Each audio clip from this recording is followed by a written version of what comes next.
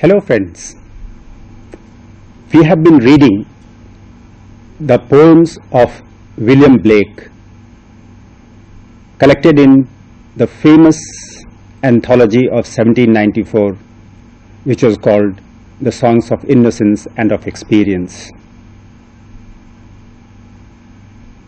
After having read these poems, it would be a good idea to look aside towards the criticism of William Blake by some of the major Western scholars and thinkers and writers.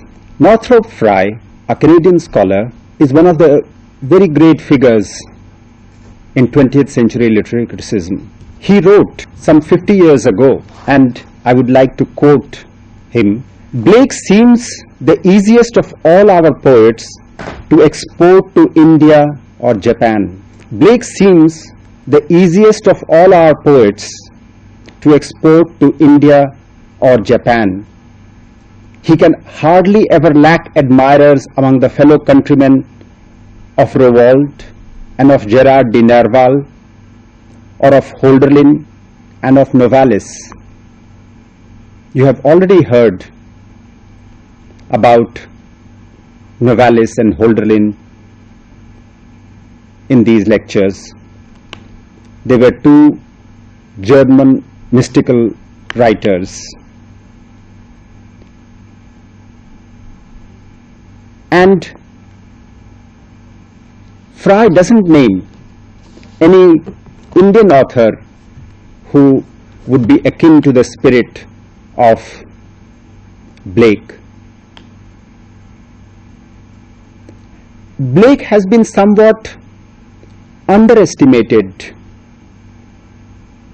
by Western critics. And let us try to find out why such a thing has happened to Blake. Blake thought that the 18th century, the period from 1660 to 1760, the age of prose and reason on the continent, the age of enlightenment, was a detour, was a break in English culture. He did not think that Albion, that is England, wanted to have the sort of culture that it had in this period of 1660 to 1760. This is the period of Newton. This is the period of Locke. This is the period in which great philosophers flourished. Someone like Hume, who was an atheist in Scotland.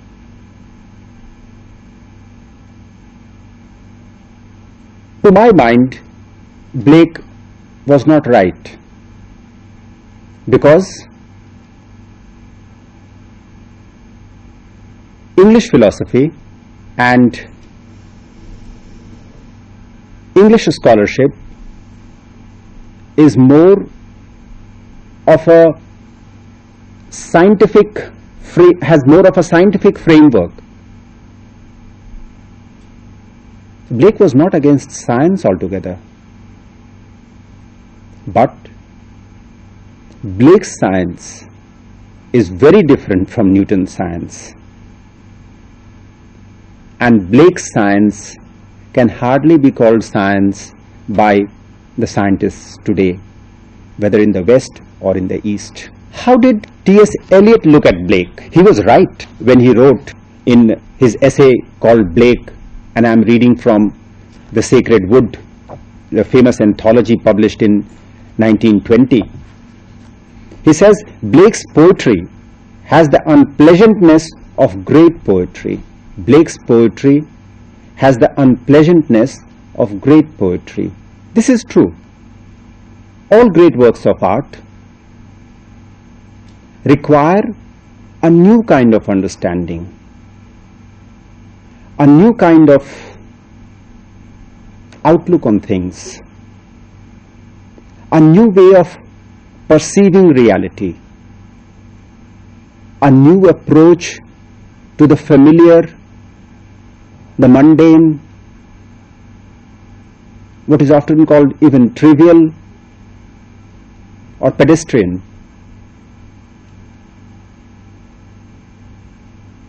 And this makes it difficult for us to understand great poets. Great poets demand perspiration, demand hard work on our part. But that is not the point. The point is that T.S. Eliot looked at Blake as if he was, or he belonged to, or his proper place was in the 18th century. That is, in the age of prose and reason. That is, in the age of enlightenment. Blake was entirely antipathetic to that kind of an approach or idea. He was not a man of the Enlightenment. He wanted to clean our perception and to be like a child, and that he thought was the proper way of looking at things. When we looked at things the way children did, then we looked at things with the eyes of infinity, with the eyes of God. And naturally enough, T.S. Eliot took Blake to task for that. First, Eliot goes on and puts Blake among the 18th century poets. And he says he quotes a couple of lines from the Poetical Sketches, which was published in 1783. The lines are, "The languid strings do scarcely move, the sound is forced, the notes are few. The languid strings do scarcely move, the sound is forced, the notes are few." He was commenting upon 18th century poetry, 18th century way of thinking. And Eliot goes on and points out that in this he was akin to the spirit of Gray and Collins. He says, "It is the poetry of a language which has undergone the discipline of prose." It is the poetry of a language which has undergone the discipline of prose. You would remember that this was the age of the formation of the Royal Society. This was the age of the growth of prose, of clarity, of balance, of harmony, of control, of restraint. And Blake was against all these. You would remember the nurse's song in the songs of Innocence and of Experience. Blake did not favor the idea of control and restraint. He wanted people to be free, to be liberated, because only then they could understand themselves in their true sense.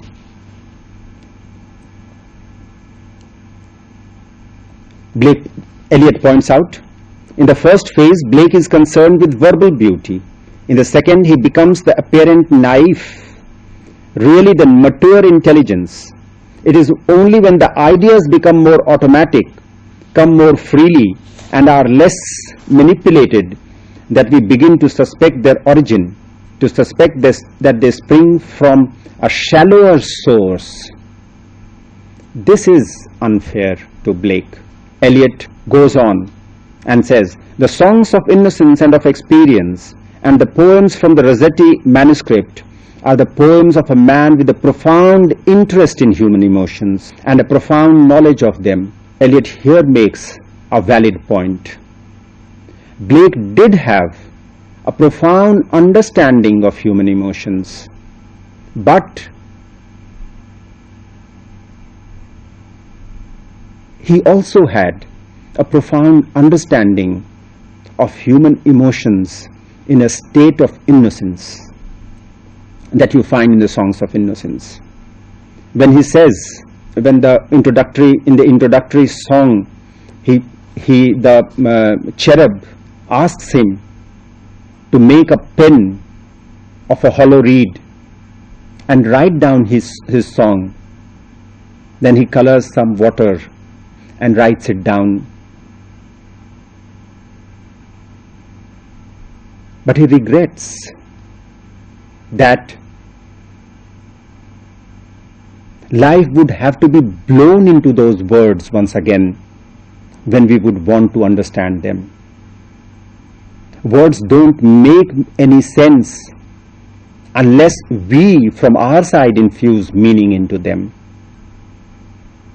And that is a profound difference between the poetry of Dryden and Pope and Johnson and Gray and Collins and Oliver Goldsmith on the one hand, and the poetry of someone like Blake or Wordsworth or Coleridge or Shelley or Keats or Byron to a lesser extent on the other. Because Blake's poetry is the poetry of inspiration. Blake's poetry Blake is conscious of the fact that he is a poet, and he has to find words for his experience, words which are sort of lost their meaning because of their use by us in the society over so many years, because our own character, about which he comments again and again in the Songs of Experience, has disfigured language. Remember George Orwell's essay on the politics in the English language. He was talking about the same thing. So here is an instrument which will allow him to convey his meaning. However, the instrument is somewhat weak.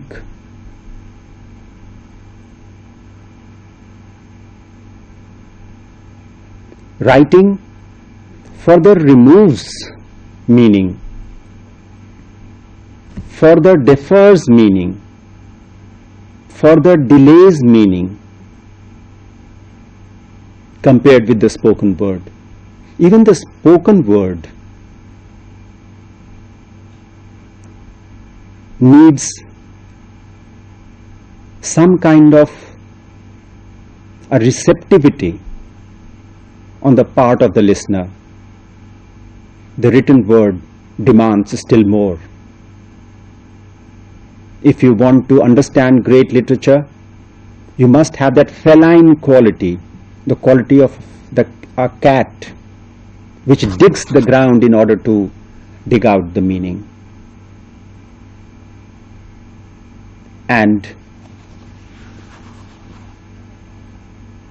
the 18th century poets who valued urbanity more than inspiration, who valued a common language more than a personal metaphor,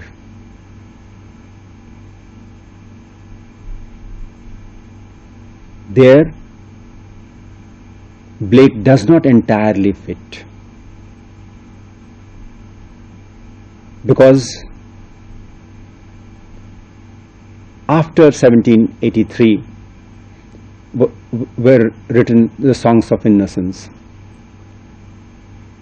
In the Songs of Innocence, Blake does use the ideas prevalent in the society, the ideas that would not have appeared uncommon or outlandish or strange or exotic to the English readers.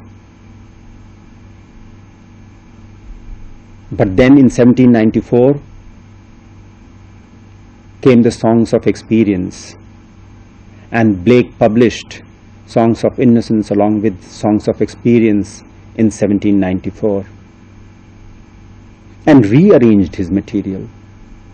He had poetic sense. He was a poet. He was familiar with the nature of words, and he did understand that he had to convey his meaning with the help of words. But he had another dimension, and Borges, the Argentinian writer, Borges is a significant figure in the latter half of the 20th century. In one of his essays on Swedenborg, Borges points out that Swedenborg believed that there were many heavens, just as Blake did. And you would recall that Blake got acquainted with Emanuel Swedenborg's writings through a friend called Flaxman. He was a draftsman, an etcher like Blake himself, and a close friend of Blake. Blake did not have many friends. Fuseli and Flaxman and Thomas Paine and Godwin. There were just a handful of people whom Blake knew very well, and these were some of them. Borges writes, like the Buddha, Swedenborg rejected asceticism, which impoverishes and can destroy men. Within the boundaries of heaven, he saw a hermit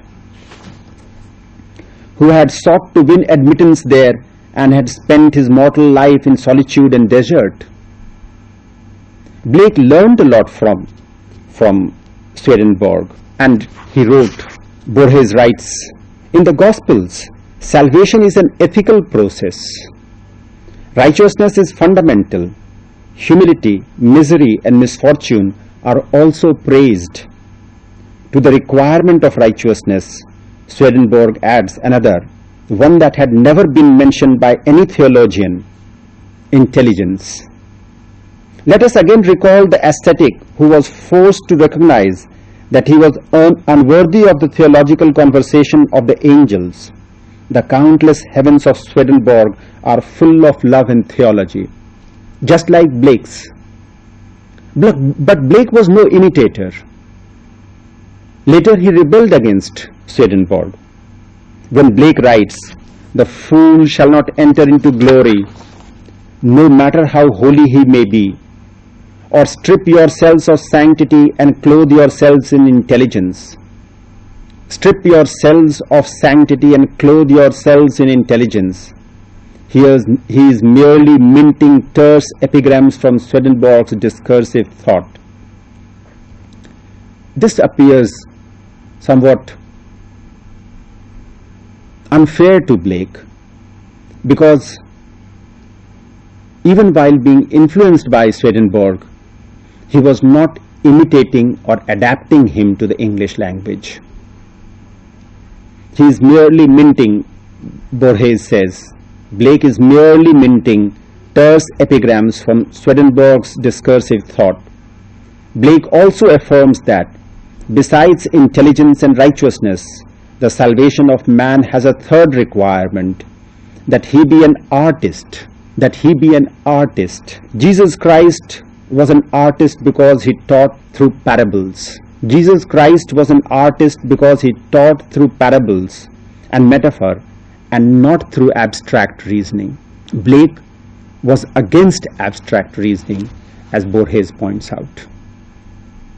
Blake did not favor the idea of reasoning as you find in Newton and Locke, as you find in the age of prose. When T.S. Eliot says that he is a poet of the age of prose, he misses an important point in Blake's poetry. Blake is quite the reverse of.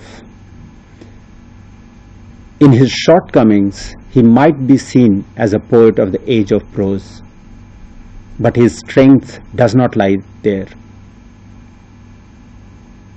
He saw a new Jerusalem,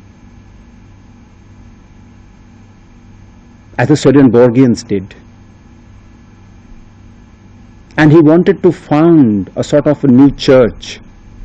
Of course, unlike any other church before, just like Jesus Christ did not want to found a new church on the basis of the old synagogues. Blake's strength was there in what T.S. Eliot points out. He approached everything with a mind unclouded by current opinions. And T.S. Eliot goes on and points out, you cannot create a very large poem without introducing a more impersonal point of view.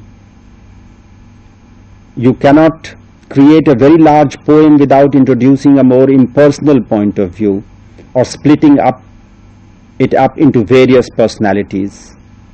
But the weakness of the long poems is certainly not that they are too visionary, too remote from the world. It is that Blake did not see enough, became too much occupied with ideas. This is again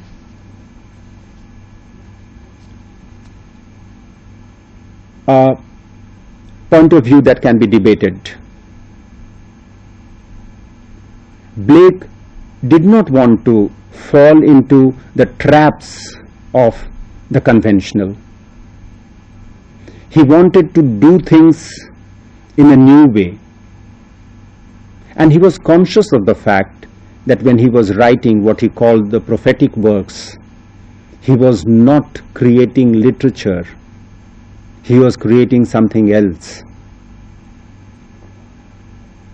And if we read the book of Hell, or the marriage of heaven and hell, or Tyriel, or Jerusalem, or Milton, or America, or Europe today, it is because of our interest in Blake, the thinker, I would also say. He was not just a poet, he was also a thinker. A different kind of a thinker, but a thinker nonetheless. And I remember once again the way in which Northrop Frye remembered him. Blake seems the easiest of all our poets to export to India or Japan. Yes, Blake was a poet who could have been exported to India and to Japan. However, he does not give names of writers who would have felt at home with Blake. He thinks of Hölderlin, and he thinks of Novalis.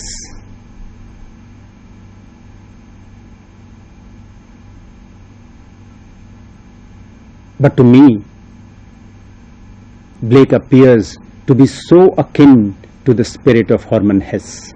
You must have read the famous novel Siddhartha. Now, what is Siddhartha about? Siddhartha is about two friends. One is Siddhartha and the other one is Govinda. Siddhartha, when you have two friends, one person almost always leads another. One person almost always guides another. And in this case, Siddhartha is the leader and Govinda is the follower.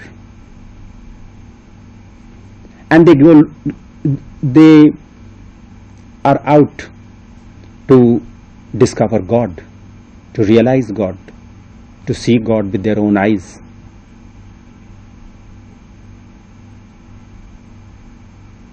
Blake claimed to have seen God 4 times in his life. But after 3 years of all the penance and sadhana or whatever, they hear that Gautam the Buddha had come to the nearby forest, and they go to see him. And there Govinda feels so attracted by the preachings of the master. Hess always calls him the illustrious one. I'm of course talking about the English translation of his novel Siddhartha. And there Govinda decides to join the Sangha, and Siddhartha decides to go away and see the world, because after 3 years of penance and living away from the society and asceticism, he feels that he would like to see the society now.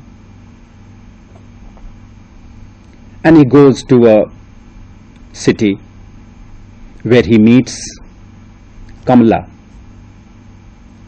the courtesan, and he is attracted by her. And it is interesting, when Kamala asks her what would he do for her, he says,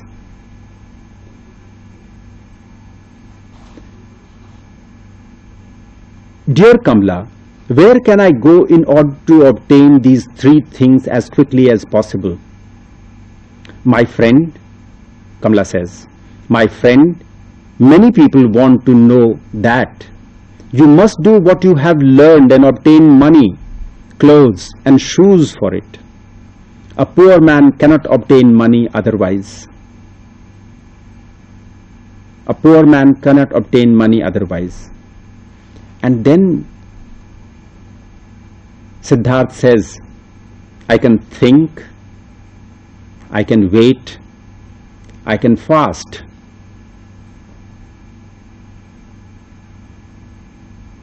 Kamala would have no use for it. She wants a man to be dressed in beautiful clothes. She wants a man who has money, because then he can buy presents for her. But Siddhartha has none of those. And then he says, then Kamala asks, "Nothing else?" And Siddhartha responds, "Nothing. Oh yes, I can compose poetry. Will you give me a kiss for a poem? Will you give me a kiss for a poem?" Here is the beginning of experience. He is not satisfied with asceticism. And Blake similarly looks at life. When he first published the Songs of Innocence,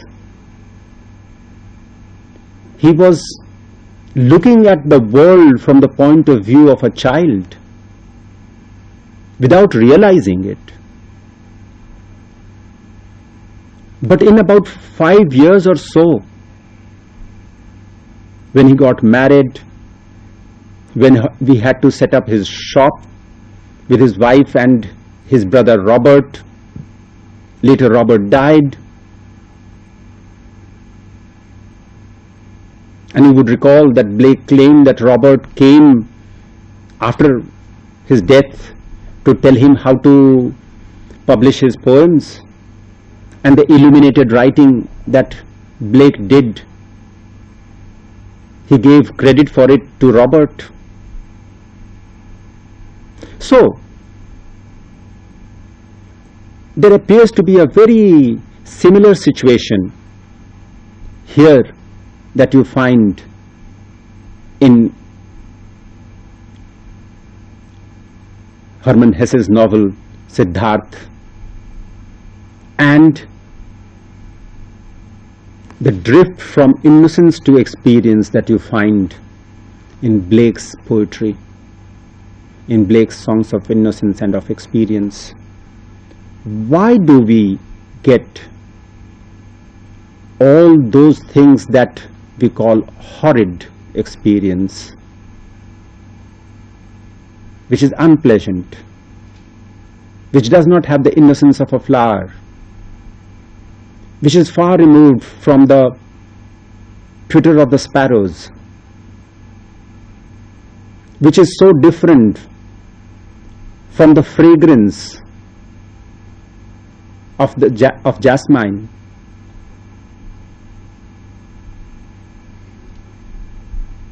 Why do we leave all these and go for experience? Because we are not satisfied with those things. We want more, something more. And when he says nothing, oh yes, I can compose poetry, will you give me a kiss for a poem? I will do if your poem pleases me. What is it called? After thinking a moment, Siddharth recited his verse. And this material transaction that we have to undergo in this world forces us to have the experience that we do. And Blake points out, just as the ferryman told Siddharth that he would come back one day, and after experience you have the next phase of innocence, the next phase of bliss, of Gyan, which for Blake Christ had. Borges was right in thinking that Blake saw an artist in Jesus Christ. He conveyed his ideas through parables, not through abstract systems. And Blake saw Newton as an abstract thinker. He thought of Voltaire as a reasoner.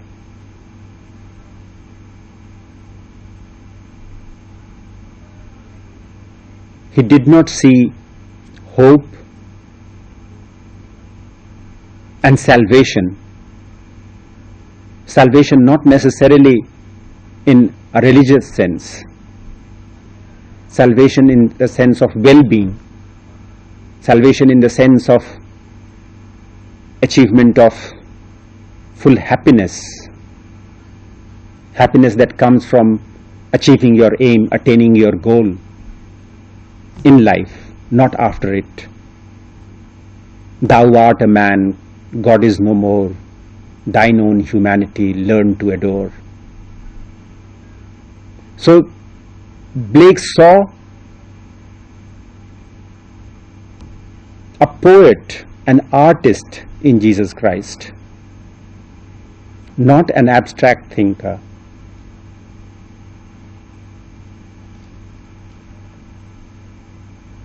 And just like Kabir,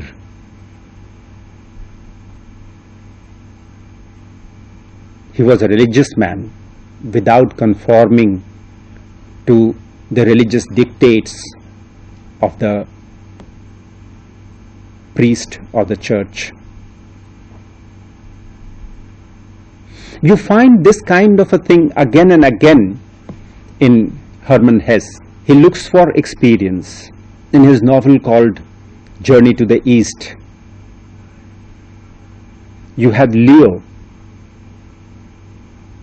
who is a servant and who is also the master, because he is the one who is indispensable.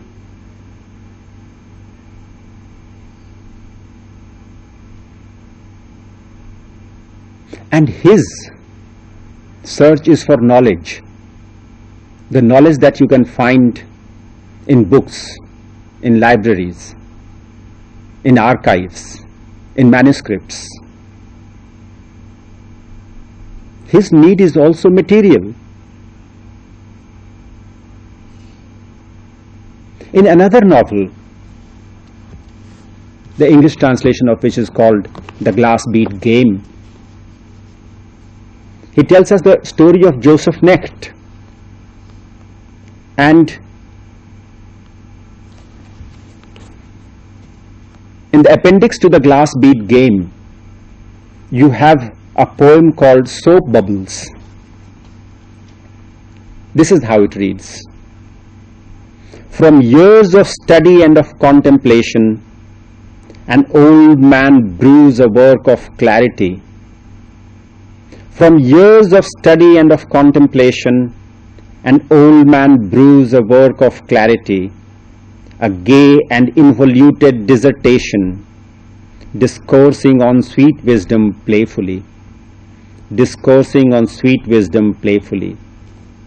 And stood an eager student bent on storming heights, has delved in archives and in libraries, but adds the touch of genius when he writes a first book full of deepest subtleties.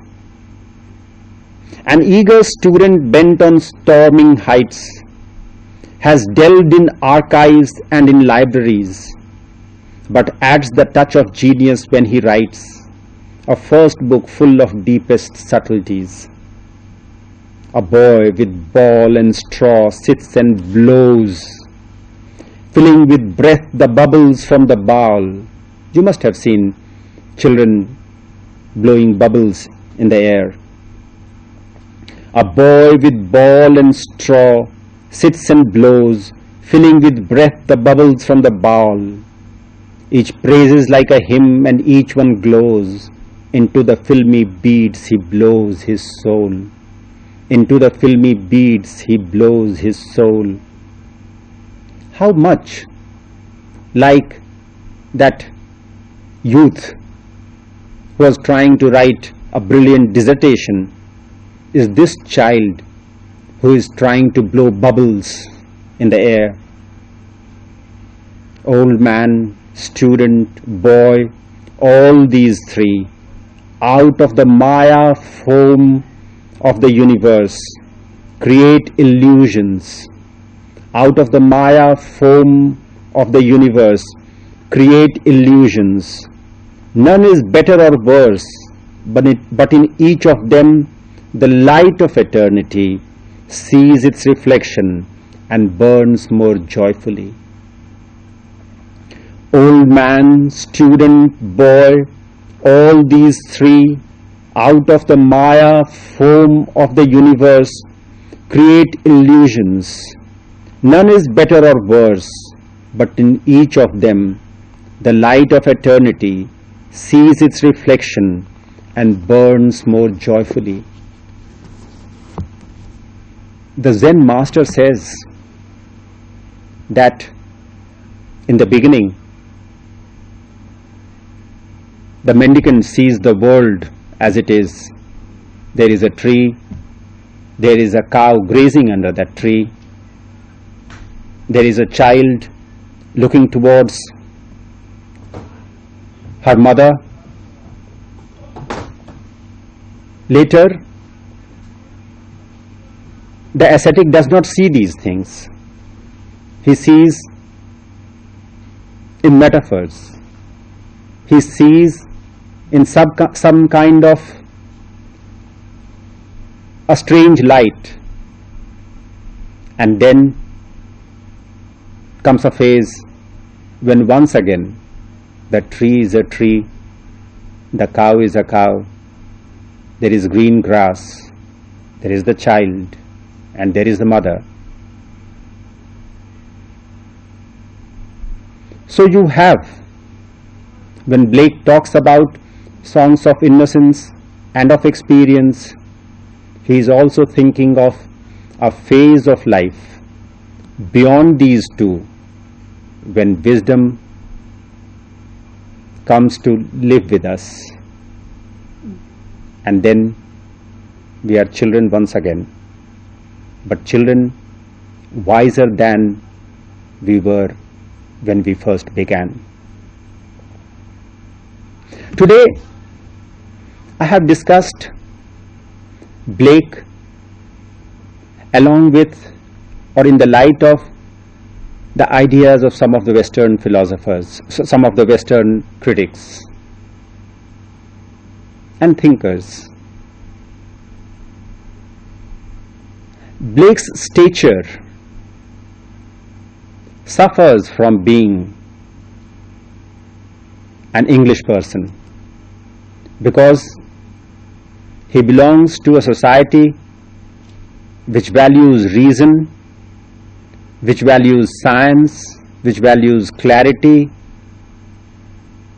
which values enunciation more than experience of the sort that you find in a person like Sri Aurobindo or a Ramakrishna Paramhans or a Kabir. Blake would be akin to them. Thank you.